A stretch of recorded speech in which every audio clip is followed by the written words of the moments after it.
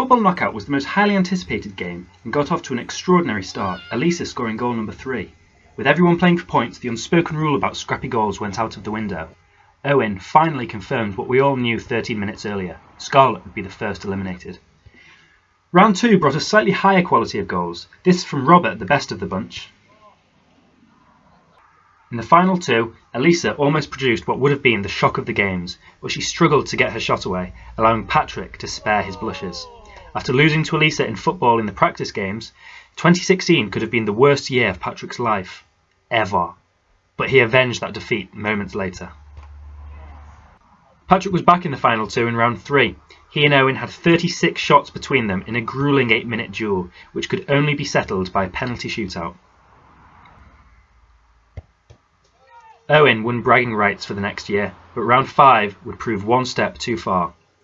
Matthew missed several gilt-edged chances to progress into the final 3 and was made to pay, Christopher with this left-footed finish. The penultimate round was a tense affair. Christopher surprised many people by being the first to find the back of the net and book his place in the final 2, despite Benzie's booth-related accusations. There was just one spot left in the final, and after some nervy play, Robert progressed with this unstoppable strike.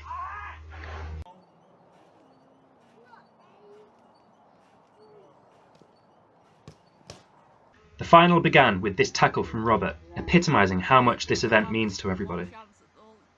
Robert required 12 shots in the previous round before finding the net, but this time he needed just one.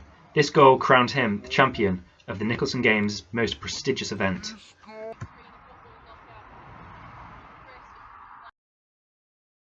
Robert and Benzie pulled away from the main pack in the middle, which Christopher had been catapulted back into.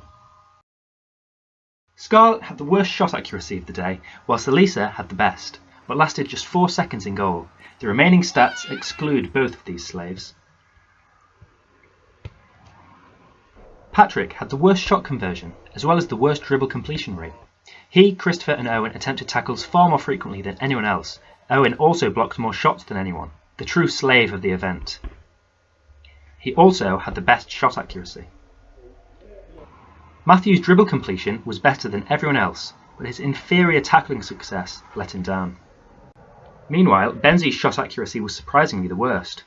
Christopher was the most active person, attempting more tackles, dribbles and shots than anyone else and was on the pitch for the longest amount of time. Robert spent the most time in goal and therefore produced the most saves, and despite winning he spent less time outfield than all the other boys. He also had the best tackle completion and the highest number of successful dribbles.